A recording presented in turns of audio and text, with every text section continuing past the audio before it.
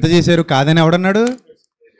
కాదన్నావా? మిషనరీలు సేవ చేయలేదన్నా అన్నావా? ఈ రోజు మిషనరీలు జై కొట్టారా అని అడుగుతారు. మిషనరీలు జై కొట్టారో లేదో మనకి ఏం తెలుసు? అవతలోడు ఎవడో వచ్చి మిషనరీకి జై కొడితే నిజంగా మిషనరీ వాళ్ళకి గెలుచుకోవాలనుకున్నాడు జై కొడతాడు కూడా. మీరు చాలా మాట వరుసకే కదా, తప్పే ఉంది. చాలా పబ్లిక్ మీటింగ్ లో మీరు మిషనరీ గురించి చాలా గొప్పగా మాట్లాడారు. మాట వరుసకే కదా, మనం గెలుచుకోవాలనుకున్నాడు మాటకే ఉంది, తప్పే ఉంది అనేస్తే పోలా. అనుకున్నాడు ఆత్మను రక్షించడానికి ఎంతకైనా తగ్గుతాడు. ఇప్పుడు నేను అది అబద్ధం అండి, నేను నా గుండెల్లో నిజంగా నమ్ముతున్నా, నా మనసు నిండా అది అబద్ధం, ఇంకోటి లేదు, ఒకటి తప్ప ఇంకోటి లేదు, అది నాకు తెలుసు, నేను నా విశ్వాసం అది. ఇప్పుడు అవతలోని నేను సాధించాలి, గెలవాలి. ఈ ఓ తమ్ముడు దొళ్ళ తమ్ముడు అనుకుంటాను, గెలవాలంటే ఏదో పెద్ద వీళ్ళు మహాపండితుల్లా ఫీల్ అయిపోతే నేనేంటి చేసేది? గెలవాలన్నాడు, అది చాలా పాపం, అది గాడిది గుడ్డది. చూడండి అసలు అపోస్తుల కార్యాలు,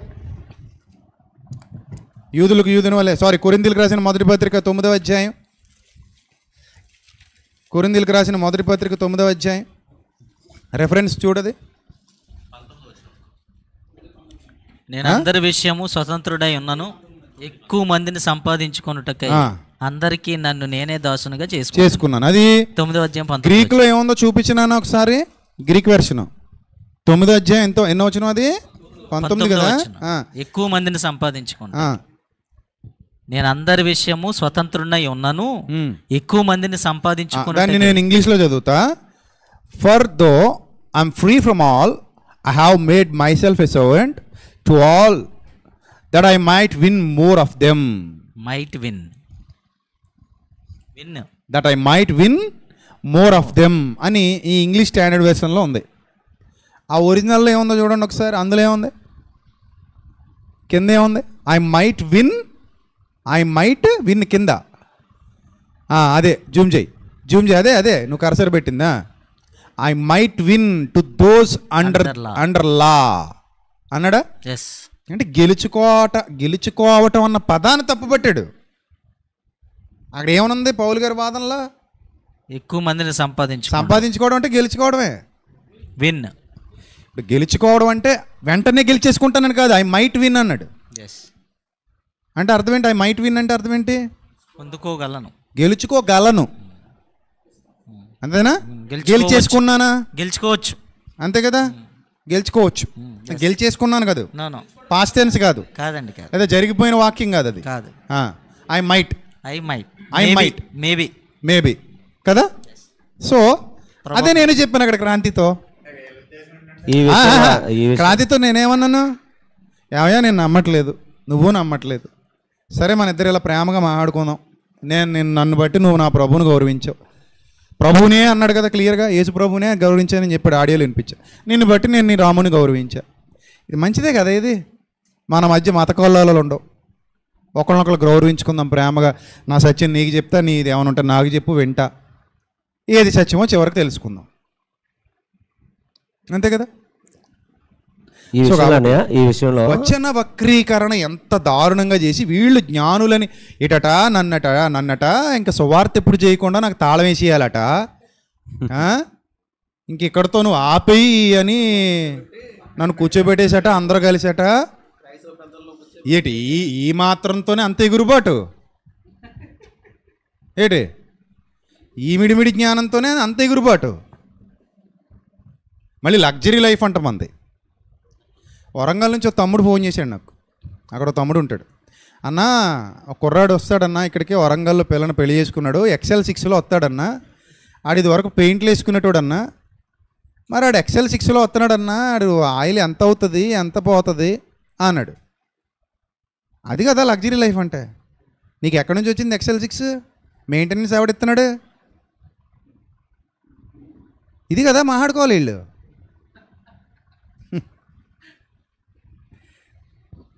సో ఇప్పుడు వాళ్ళు ఏదో విధంగా మన మీద చెడ్డ తీసుకురావాలి అనుకున్నప్పుడు 100 మాట్లాడతారు. ఇప్పుడు అలా నిజంగా దేవుని కుమారులు అయితే ఏమనాలి తెలుసా? ఏమంటే ఈయన చేసినంత మేము చేయలేకపోతున్నాం. ఇప్పుడు ఆయన అన్నాడు ఆల్రెడీ, నువ్వు ఎందుకు అంటున్నావయ్యా అంటే అసహనంతో అన్నాడు. అసహనం అంటే ఏం చేయలేక అన్నాడు. ఇప్పటికే కాదు, ఎప్పటికీ నన్ను ఏం చేయలేవు నువ్వు. ఎందుకంటే మహా అయితే 30 వీడియోలో 40 వీడియోలో నా ఫోటో వేసుకుని పెట్టుకోవడం తప్పితే అంటే ఏదైనా చేద్దామంటే ఏం చేద్దామని, అదే ఏం చేద్దాం, చంపేద్దామని పోనీ అంటే ఇప్పుడు ఏం చేయలేకనంటే అంటే చేసే ఛాన్స్ వస్తే ఏం చేద్దామని, పోనీ చంపేస్తారా ఏంటి? అంటే ఏం చేసే ఛాన్స్ లేదు కాబట్టి ఇలా వక్రీకరణలు ఇస్తున్నారు అనమాట. యేసుక్రీస్తు మన పాపాల కొరకు చనిపోలేదు అన్నాడని ఒక బురద అదొకటి చల్లడం అనమాట. సో ఇప్పుడు ఆ వీడియో విన్న వాళ్ళకు కూడా అర్థం కావాలి ఏం చేయలేక ఇలాంటి అన్ని బురదలు చల్లుతున్నాడని. పాత నిబంధన క్రొత్త నిబంధన, ఇప్పుడు ప్రజెంట్ మనం క్రొత్త నిబంధన క్రింద ఉన్నామన్నా. ఆ పాత నిబంధనలో ఉన్నటువంటి వారు లేదా క్రొత్త నిబంధనలో ఉన్నటువంటి వారు, అదే సువార్త వేరియేషన్ అనేటువంటిది మనం చూసాం కదన్నా, అది పరమత దూషణ. అంటే ఎందుకంటే ఇప్పుడు ఈ రోజున వాళ్ళందరూ కూడా సువార్త అనేటువంటి దాన్ని ఎలా తీసుకొస్తారంటే అన్యజనులు అంటే మనం ద్వేషించాలి, దూషించాలి అనేటువంటి ఒక భావజాలంతోనే తప్పు. ఇప్పుడు అలాంటి విధానంతోనే ఉన్నారు. ఇప్పుడు మనకు బైబిల్ ఎప్పుడు కూడా ఇతర విశ్వాసాలను దూషించమని ద్వేషించమని నేర్పించాల. ప్రేమ కలిగి ఉండుటకు ప్రయాసపడుడి, ప్రేమతో సత్యం ప్రకటించండి. అవతల వ్యక్తిని నశించిపోతున్న వ్యక్తిగా చూసినప్పుడు పడిపోతున్న వ్యక్తి మీద నీకు జాలి కలుగుతుంది తప్ప ద్వేషం కలగదు. నశించిపోతున్న వ్యక్తి మీద నీకు జాలి కలుగుతుంది తప్ప ద్వేషం కలగదు. యేసుక్రీస్తు ఎప్పుడూ కూడా ఇతర విశ్వాసాలను దూషించలేదు. ఎలాగైతే రోమా దేవతలు బోల్డ్ ఉన్నాయి ఆయన కాలంలో, రోమాదేవుళ్ళు బోలెడంత మంది ఉన్నారు ఆయన కాలంలో, ఎవరిని దూషించలేదు, ఎవరిని ద్వేషించలేదు యేసు ప్రభు. అంతే అంతే. అపోస్తలుల బోధలో పరమత సహనమే ఉంది, పరమత దోషం లేదు. అసలు వాళ్ళు ఎప్పుడు పరమత దోషణకు దిగలేదు వాళ్ళు అపోస్తలు. అవునండి, అపోస్తలు ఎక్కడా దోషణకు దిగలేదు. దోషణకు దిగడం ఏం వరం కాదు. పరమతాలను దూషించలేదు. ఇంకా లోపల ఉన్న వాళ్ళని ఒకళ్ళొకళ్ళు గడ్డి పెట్టుకున్నారు. అవును, క్యాఫాని ఎదిరించానంటాడు, లోపల ఉన్న వాళ్ళని ఇటు పెట్టాడు గడ్డి. సో పరమతాల వాళ్ళని ఏం అనలేదు, దూషించలేదు. ఎస్, అది పరమత దూషణ ఎవరు చేసినా తప్పే. మనం మరిపాకలో మనం ఫస్ట్ మీటింగ్ పెట్టినప్పుడు గుడి దగ్గర పెట్టాం, మనం గుడి దగ్గర పెట్టాం. గుడి దగ్గర పెట్టినప్పుడు నిజంగా నేను ఫస్ట్ వెళ్ళి ప్రెసిడెంట్ గారిని అడిగానని, ఆయన్ని పర్మిషన్ కావాలండి ఇలాగా మాకు మీటింగ్స్ 3 రోజులు పెట్టుకుంటామని అంటే, అప్పటికే భవానీ మాల వేసిన వాళ్ళు ఉన్నారు. అప్పటికే ఆ గుడిలో వాళ్ళ భజనలు జరుగుతూ ఉన్నాయి, వాళ్ళ కార్యక్రమాలు జరుపుకుంటూ ఉన్నారు. ఎప్పుడైతే నేను ప్రెసిడెంట్ గారిని ఆ పర్మిషన్ అడిగానో, ఆయన వాళ్ళని కూడా పిలిచి ఆ పోస్టర్ వాళ్ళకి చూపించి, ఇదిగో 3 రోజులు వీళ్ళు మీటింగు పెట్టుకుంటున్నారు, మీరు 6 గంటలకి మీరు ముగించుకుంటే 6 గంటల నుంచి వీళ్ళు 10 గంటల వరకు వీళ్ళ కార్యక్రమం జరుపుకుంటారని అన్నప్పుడు, నిజంగా వాళ్ళు అసలు ఆ రోజు అన్నయ్య మాట్లాడినటువంటి మాటలు కానీ ఆ ప్రసంగాలకు కానీ వాళ్ళు కూడా చక్కగా గోడ మీద వచ్చి చూసేవారు అన్నయ్య ప్రకటిస్తున్నప్పుడు. అంటే వాళ్ళు చాలా యాక్సెప్ట్ చేశారు. మేము ఫస్ట్ అక్కడ గ్రౌండ్లో కూడా, ఆ గుడి పక్కనే ఆ గ్రౌండ్లో కూడా ఫస్ట్ నా యేసు పరిశుద్ధుడైన మెసేజ్ అన్నయ్య మండపేటలో మాట్లాడినటువంటి మెసేజ్ 3 గంటల మెసేజ్. అది ఫస్ట్ ఆ మెసేజ్ వేసామని మనం ఆ గుడి గ్రౌండ్లో. అది నిజంగా యాక్సెప్ట్ ఇప్పటికీ కూడా ఇక్కడ ఏదో ఒకటి వేయండి తెర మీద, ఆయన తీసుకురండి లేకపోతే అని ఇప్పటికీ కూడా యాక్సెప్ట్ చేస్తున్నారంటే నిజంగా ఆ గుడి సమక్షంలో. తర్వాత అన్నయ్య చెప్పాను కదా, ఒక వండర్ఫుల్ పాయింట్ ఏంటంటే హైదరాబాద్లో ఉన్న వికేఆర్ గారు కూడా దీనికి సాక్ష్యం. అప్పుడు బీవైలో ఉన్నప్పుడు 2012 అనుకుంటా, మంద 15 అన్నయ్య, మంద 15, 12 కానీ 11 కానీ 11 అనుకుంటా, 11 ఇక్కడ ఒక మీటింగ్ చేసాం. అప్పటికి బాలు వీళ్ళందరూ చిన్నపిల్లలు. మీటింగ్ చేస్తే వర్షం పడింది. వర్షం పడితే అప్పుడు వీకేఆర్ నేను కలిసి మాట్లాడతాం అనుకుంటా. అప్పుడు ఆ వర్షం పడినప్పుడు రాముల వారి గుడి ఉంది. నేను ఊర్లో వాడిని కదా, నాకు అందరూ బాగా పరిచయం, క్లోజ్ నాకు అప్పటి నుంచే, ఇప్పుడు కూడా అంతే క్లోజ్. సో వాళ్ళు ఏమన్నారంటే, అన్నా మా గుడి అడుగు మీద వేసేసుకోండి అన్న స్టేజ్. రాముడి గుడి అడుగు మీద స్టేజ్ వేసి వాక్యం చెప్పాం. అది కదా కావాలి. ఇప్పుడు మొన్న ఏదో మా ఇంటి దగ్గర నుంచి జెండాలు కట్టుకుంటూ పోయినందుకు ఇష్టం వచ్చినట్టు మాట్లాడేశారు కొంతమంది. ఇంటికి జెండాలు కట్టించుకున్నాడటండి, రాముడి జెండాలు.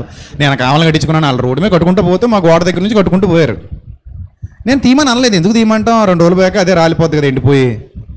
దానికి నేను ఎందుకు పాపం వాళ్ళని, ఇప్పుడు అక్కడ నాకు మరి మేలు చేసినప్పుడు ఇక్కడ నేను వాళ్ళకి ఆ మాత్రం మేలు చేయొద్దా? తప్పే ఉంది దానికి. భారతీయుడిగా, క్రైస్తవుడిగా కాదు, పక్కన పెట్టు కాసేపు. భారతీయుడిగా, I mean Indian first, we're all Indians. భారతీయతను భారతీయతలా మెయింటైన్ చేయండి, క్రైస్తవ్యాన్ని క్రైస్తవ్యంలా మెయింటైన్ చేయండి. అలాంటి సహృదయం కలిగిన అన్యజనులు ఉన్నప్పుడు వాళ్ళని మనం ప్రేమ చేత సంపాదించుకోవాలి, కానీ పాత నిబంధనలో ఉన్న వచనాలను వీళ్ళకి రిలేట్ చేసేసి వాళ్ళ భావజాలం వీళ్ళలో ఉందని వాళ్ళని మనం చెడ్డ చేసి అవమానపరచడం అది కరెక్ట్ కాదు కదా. That is not right. That is not. మనం అలా చెప్పడం ద్వారా వాళ్ళు అసలు ఇంకా సత్యం వైపు చూడరు కదా. అవును, చాలా అజ్ఞానమైన బోధ ఇది. మొన్న అది కూడా చెప్పాను కదా నేను. గ్రౌండ్ రియాలిటీ మాట్లాడుకుంటే చాలా నిజంగా చాలా మంది చర్చిలు కట్టేటప్పుడు అన్యజనుల దగ్గరికి వెళ్ళి విరాళాలు సేకరిస్తున్నారు. ఇచ్చేవాళ్ళు. నేను అడగకుండా టైల్స్ ఇచ్చారని, నేను అడగకుండా టైల్స్ ఇచ్చారు, మరి వాళ్ళు ఇచ్చారు. నేను అడగకుండా టైల్స్ ఇచ్చారు. చర్చికి అన్యులు టైల్స్ ఇచ్చారా? టైల్స్ ఇచ్చారు. నేను అడగకుండా. నువ్వు అడగకుండా నేను అడగలేదని వాళ్ళు ఇచ్చారు నాకు. మరి రేపు పొద్దున వాళ్ళు ఎప్పుడైనా గుడి కట్టుకుని నేను అడిగితే ఏం చేస్తా? నేను ఇస్తాను. భారతీయుడిగా ఇవ్వు. భారతీయుడిగా ఇస్తాను అంతే. మరి క్రైస్తవుడిగా కాదు, భారతీయుడిగా. అది వాళ్ళు హిందువులుగా కాదు, భారతీయులుగా ఇచ్చారు. అవునండి, అవును. నేను క్రైస్తవుడు కదా. మత విశ్వాసాలు నువ్వు గౌరవించుకో. అవును. ఇప్పుడు అలాగని ఇక్కడ మళ్ళీ ఇంకో కాంట్రాడిక్షన్ తీసుకొస్తారు. ఇప్పుడు భారతీయుడిగా మందు తాగిచ్చా, భారతీయుడిగా విచారం చేసేయచ్చా? ఎందుకంటే భారతదేశంలో మందు తాగడం తప్పు కాదు కదా, అందుకని భారతీయుడిగా మందు తాగిచ్చా? ఈ వస్తాయి కౌంటర్లో. ఇప్పుడు విజ్ఞత వాడాలి. నేను భారతీయుడిగా ఉన్నాను, క్రైస్తవుడిగా ఉన్నాను. భారతీయుడిగా నేను నా రాజ్యాంగానికి లోబడే ఉంటాను. దేనికి లోబడి? రాజ్యాంగానికి లోబడి. అలాగే క్రైస్తవుడిగా నా విశ్వాసానికి, నా నూతన నిబంధనకి, నా ప్రభు మాటలకి లోబడి ఉంటాను. నా ప్రభు మాటలకి వ్యతిరేకంగా ఒకవేళ నా తోటి భారతీయుడు వచ్చి నన్ను చేయమంటే నేను చేయను. అది నా విశ్వాసం. బలవంతం. ఇప్పుడు నా విశ్వాసాన్ని చెడగొట్టనిది ఏదైనా నేను చేస్తాను. నా విశ్వాసాన్ని చెడగొట్టేది నేను చేయను. అని మీకు భారతీయుడిగా కూడా ఇందులో ఫస్ట్ ప్రియారిటీ నా విశ్వాసానికి. ఇది కూడా క్లారిటీ ఇవ్వాలి. మీరు మీ విశ్వాసంలో బలంగా ఉన్నారు కాబట్టి ఇప్పుడు కేఆర్టీవీ క్రాంతి గారు ఎలా అయితే ధైర్యంగా నా విశ్వాసంలో నాకున్న స్టాండర్డ్ నాకుంది కాబట్టి ప్రైజ్ ది లార్డ్ అనగలిగాను. ఇప్పుడు ఆయనకే అంత ధైర్యం ఉన్నప్పుడు మన విశ్వాసంలో మనం ఇంకా అంత ఆయనకంటే కూడా ఇంకా బలంగా ఉన్నామనే కదా మనం అలాగన్నాం. మరి అంతే కదా. విశ్వాస బలహీనులై అనలేదు. బలహీనునైతే ఎందుకంటాను? ఎవరో అన్యులైతే మీ అదే చాలా మంది పాయింట్అవుట్ చేయొచ్చు, కానీ వాళ్ళు ఆ విషయంలో అయితే మాత్రం క్రైస్తవుని చాలా గౌరవిస్తారు. నిజంగా అటువంటి వాటి వైపు చేయమని బలవంతం కూడా చేయరు. నిజంగా అడగరు కూడా వాళ్ళు ఆ విషయంలో అయితేనే. క్రైస్తవుడు అనేసరికి చాలా గౌరవిస్తారు వాళ్ళు. నేను లేకపోతే ఈరోజు విజయవాడ పరిస్థితి చూస్తే మనం విజయవాడ వెళ్తున్నాం, మన టీం వెళ్తుంది. వాళ్ళ కోసం మనం చాలా ప్రొవైడ్ చేస్తున్నాం. అంటే విజయవాడకి సంబంధించి 1100 జతల బట్టలు కొన్నాను నేను. కొత్తవి, పాతవి కాదు. 1100 జతలు చీరలు, పంజాబ్ డ్రెస్సులు, అవి ఇవి చాలా సమకూర్చాం. పాలు ప్యాకెట్లు, టెట్రా ప్యాకెట్లు, వాటర్ బాటిల్స్, నూక, ఉప్మా నూక అంటే రవ్వ, అదే ఉప్పిండి వండుకుంటారు కదా వాళ్ళు, దానికి సరిపడా ఒక 5 కేజీలు నూక సంచులు, తర్వాత స్టీల్ పాత్రలు, ఇంకా రకరకాల సమకూర్చాం. ఇంకా ఈ రేపు ఎల్లుండిలో ఇంకా సమకూరుస్తాం. సోమవారం పట్టుకెళ్తాం. అక్కడికి వెళ్ళిన తర్వాత మనం మతాలు చూడం, కులాలు చూడం. ఎలా వెళ్తున్నామంటే భారతీయ క్రైస్తవులుగా వెళ్తున్నాం. ఆ ట్యాబ్లెట్లు మళ్ళీ మర్చిపోయాను, డాక్టర్ గారికి చెప్పాను. డాక్టర్ గారిని కూడా తీసుకెళ్తున్నాను వెంట. ట్యాబ్లెట్లు, సిరప్లు మొత్తం అన్నీ ఉంటాయి. ఎవరికైనా ఏదైనా అవసరం అయితే పసిపిల్లలకి అన్నీ ఇస్తాం. అది కూడా తీసుకెళ్తున్నా కూడా. ఆ రోజంతా అక్కడే ఉంటాను, విజయవాడలోనే ఉంటాను ఆ రోజంతా. సో ఇక్కడ నేను పాయింట్ ఏం చెప్తానంటే, విజయవాడ కనకదుర్గమ్మ టెంపుల్ నుంచి చాలామందికి ఫుడ్ డెలివరీ అయిపోయింది. తిన్నారు వాళ్ళు. బతకాలి కదా మరి, పిల్లలు చచ్చిపోతారు, తిన్నారు. ఈ మహానుభావుడు ఏమంటాడు మణికంఠ, అస్సలా ప్రాణం పోయినా కానీ పూజారి గారు బ్లడ్ అయితే ఎక్కించుకుంటాడట. బ్లడ్ అయితే ఎక్కించుకుంటాడంటే తినడం మాత్రం తిన్నాడు. ఇప్పుడు పూజారి గారి బ్లడ్ నిండా ఏముంది మరి? అవే కదా ఉన్నాయి. ప్రసాదం అవ్వచ్చు, లేకపోతే అక్కడ నైవేద్యాలు కావచ్చు, అవి ఏమైనా కావచ్చు. మరి అనే రోమపత్రిక అసలు బ్లడ్ ఎలా వస్తుంది తినకపోతే? అనే రోమపత్రిక 9వ అధ్యాయం 3వ వచనం, పరిశుద్ధాత్మయందు నా మనసాక్షి నాతో కూడా సాక్ష్యం ఇచ్చుచున్నది, సాధ్యమైన దేహ సంబంధులైన నా సహోదరుల కొరకు నేను క్రీస్తు నుండి వేరై శాపగ్రస్తునై ఉండకూడదునని చెప్పేసి అంటున్నాడని. అంటే యూదుల కోసం చెప్పాను నేను ఆల్రెడీ. ఇది వాళ్ళని రక్షించడం కోసం నేను నా రక్షణ కూడా వదిలేసుకుని నరకాన పోతానంటాడు, శాపగ్రస్తుని అయిపోతానంటాడు. భారం కలిగిన సేవకుడు. ఆ వేరే మతం, అది యోధ మతం. ఈయన క్రైస్తవుడు. కానీ వాళ్ళని రక్షించడం కోసం అవసరమైతే నేను నరకాన పోయినా, నేను శాపగ్రస్తుని అయిపోయినా పర్లేదు. క్రీస్తు నుండి మోషే గారు కూడా అంతే అంటాడు, జీవగ్రంథంలోంచి నా పేరు తీసేయమంటాడు, జీవగ్రంథంలోంచి నా పేరు తీసేయమంటాడు. సో కాబట్టి ఇది అంటే ఈరోజు మనం భారతీయులుగా మన విశ్వాసం ఎలా ఉండాలి, క్రైస్తవులుగా మనం ఎలా ఉండాలి అనే విషయం మీద చాలా చర్చ చేసాం. సో మీ అందరి ద్వారా కూడా చాలా విషయాలు క్రైస్తవ సమాజానికి అందించబడ్డాయి అని నేను నమ్ముతున్నాను. పాత నిబంధన అన్యజనులపై ఒకవేళ కొన్ని రెఫరెన్సుల్లో ద్వేషాన్ని నూరిపోసిన, క్రొత్త నిబంధన అందరి మీద ప్రేమనే నూరిపోసింది. ఎక్కడ ద్వేషం లేదు. క్రొత్త నిబంధన బోధల్లో ఎక్కడ ద్వేషం లేదు, ద్వేషాన్ని నూరిపోయలేదు.